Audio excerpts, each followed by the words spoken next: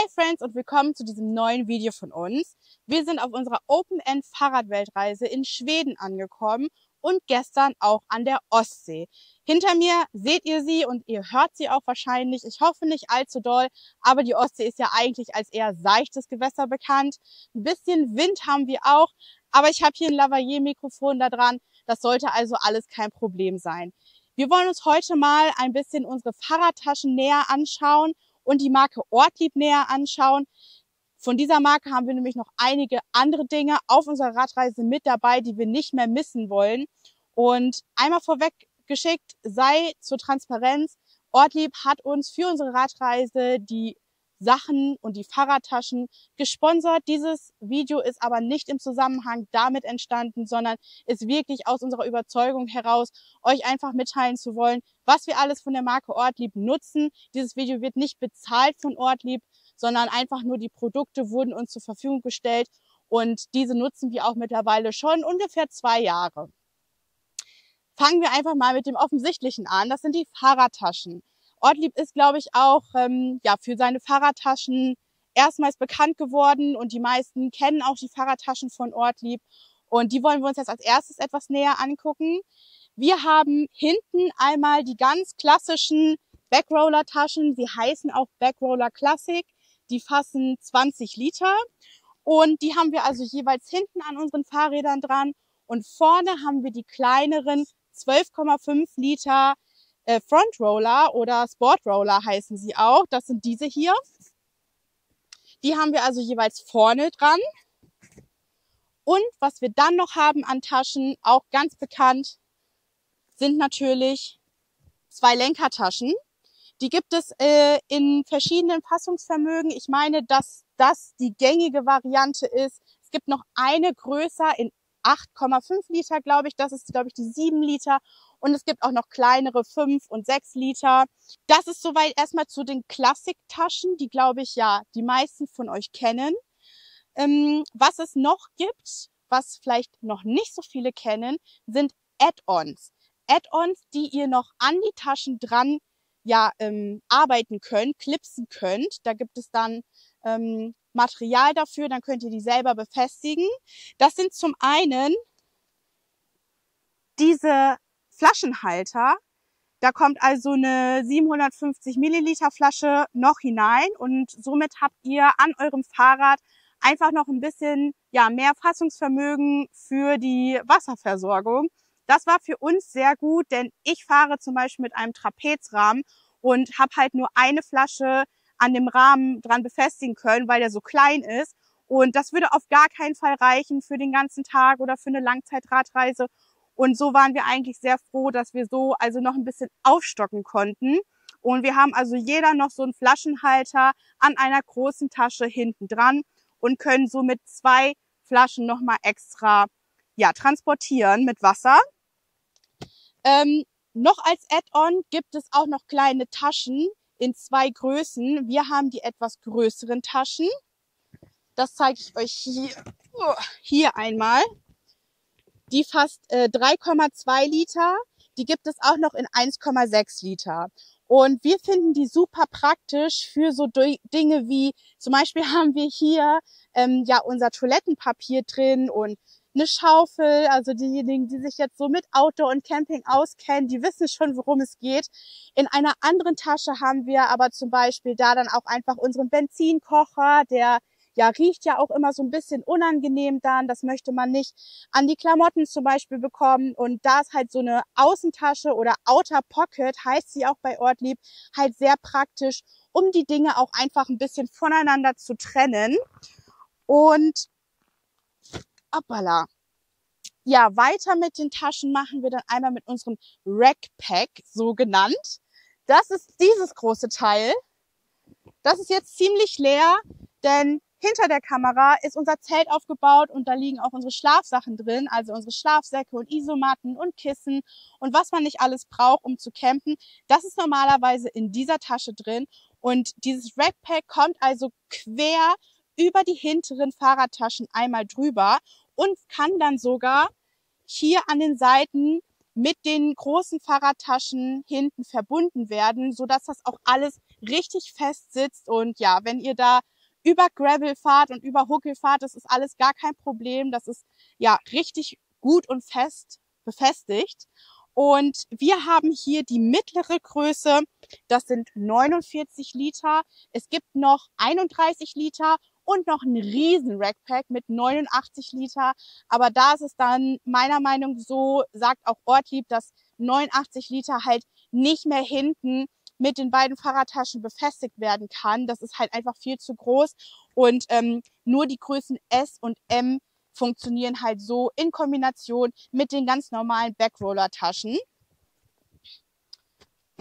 Genau, das war es eigentlich auch schon mit den ganz klassischen Taschen, die wir haben. Wir hatten mal am Anfang, wir sind ja schon mal aufgebrochen zu einer Fahrradweltreise, die mussten wir dann nach 9 Ländern und 10.000 Kilometern einmal abbrechen. Jetzt ging es also in die zweite Runde, das einmal ganz kurz am Rande. Aber da haben wir auf jeden Fall noch relativ unerfahren, ja, uns ganz, ganz große Ortlieb-Taschen gekauft. Das sind die Größen, die es gibt. Die fassen dann nicht wie diese hier 20 Liter, sondern 35 Liter je Tasche. Das heißt, man hat halt rechts, links, hinten insgesamt 70 Liter Volumen. Da könnte man sich jetzt denken, ja, das ist ja total super. Da kriegt man ja wirklich alles drin unter, was man da mitnehmen möchte. Und man braucht ja auch so viel. Aber wir müssen sagen, nach unserer Erfahrung, ja, würden wir uns die nicht nochmal holen, denn wir würden halt eher, ja, es bevorzugen, hinten auch ein bisschen schmaler zu sein, gerade in manchen Ländern mit dem Verkehr. Da gibt es halt viele Autofahrer, die jetzt nicht 1,5 Meter Abstand halten. Oder wenn man jetzt zum Beispiel auch mal so Single Trails fährt oder ja nicht auf breiten Asphaltstraßen. Das kommt ja auch manchmal vor, dass man ja sich so durch irgendeinen Waldpfad mal schlängeln muss. Und man ist halt mit diesen 35 Liter Taschen hinten schon sehr, sehr breit. Also die gehen halt nicht so in die Höhe, sondern die gehen wirklich in die Breite. Die haben halt außen auch nochmal so ein Netz da dran. Also das fanden wir halt schon eigentlich auch positiv, weil da konnte man dann halt, wenn man mal einkaufen war oder irgendwas ja Neues hatte, dann konnte man das einfach mal so da reinstopfen. Aber das verlockt halt auch dazu, dass man wieder ganz viel mitnimmt und ja so viel Gewicht auf dem Fahrrad hat. Also lieber ein bisschen überlegen oder aus Erfahrung dann einfach ziehen, was brauche ich und was brauche ich vielleicht nicht. Und ja, zusammen mit dem Rackpack müssen wir schon sagen, reichen diese Fahrradtaschen auch mit den 20 Litern, also wirklich aus. Und ja, wir wollen ja mehrere Jahre unterwegs sein und durch mehrere Klimazonen und mehrere Kontinente fahren. Und trotzdem haben wir das Gefühl, dass wir wirklich alles dabei haben, was wir brauchen.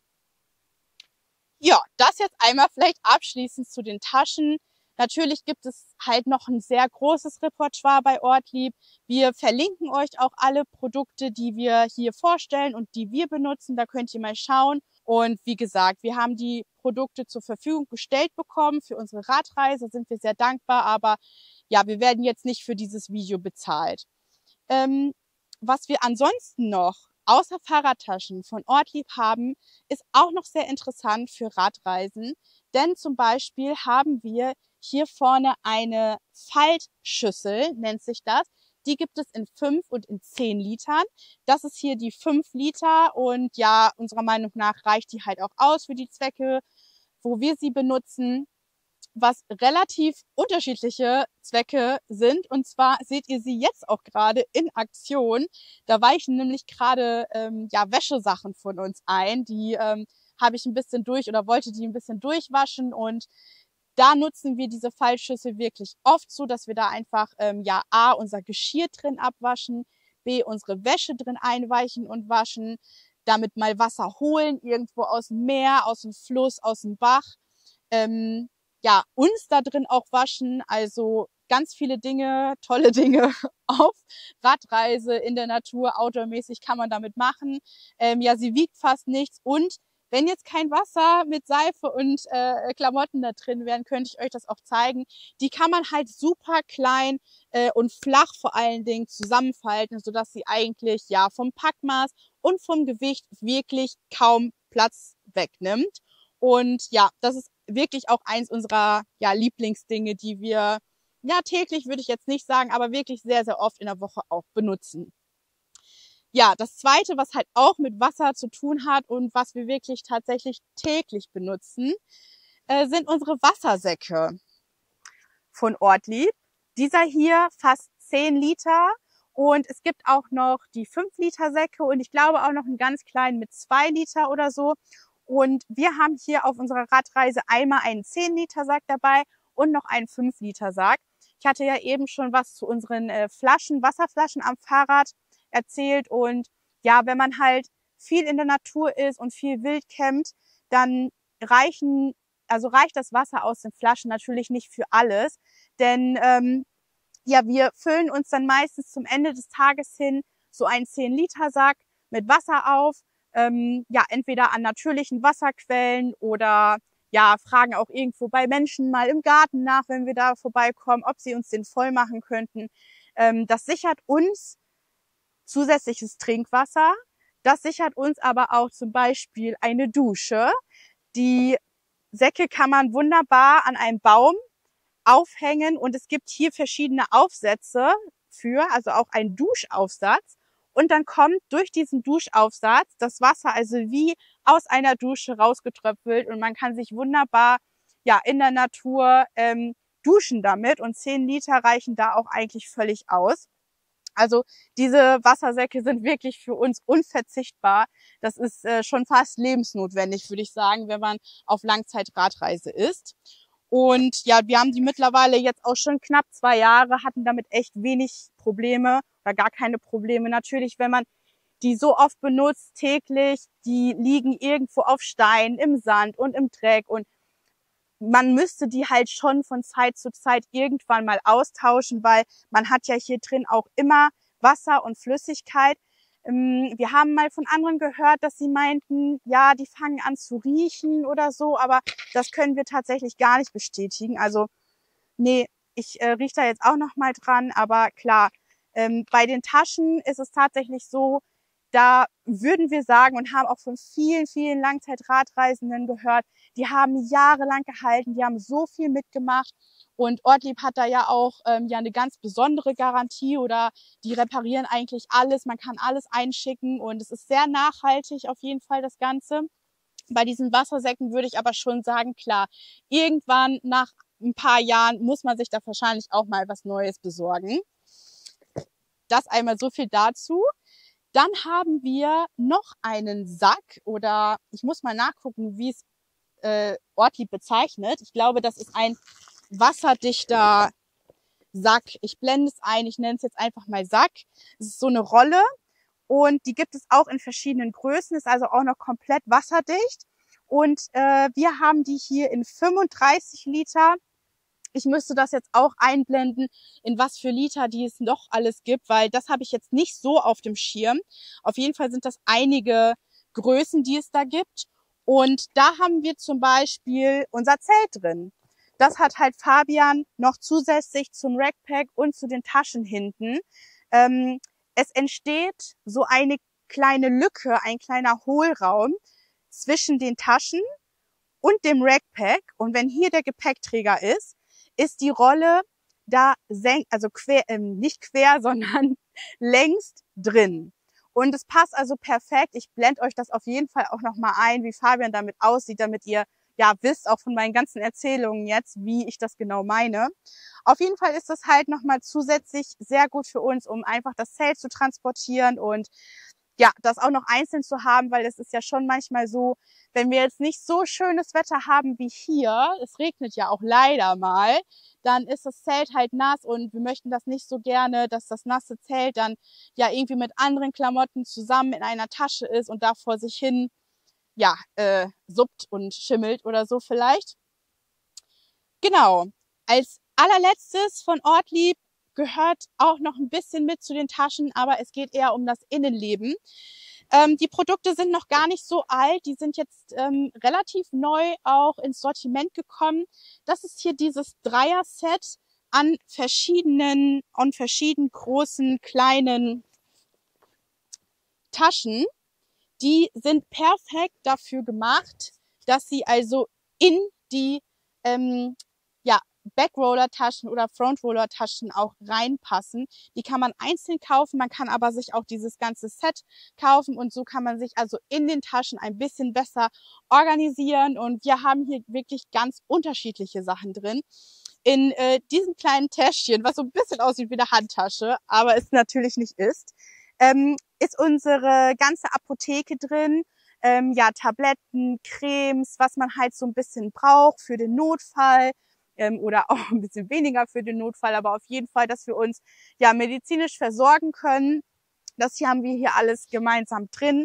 Und das ist zum Beispiel ein Kosmetikbeutel.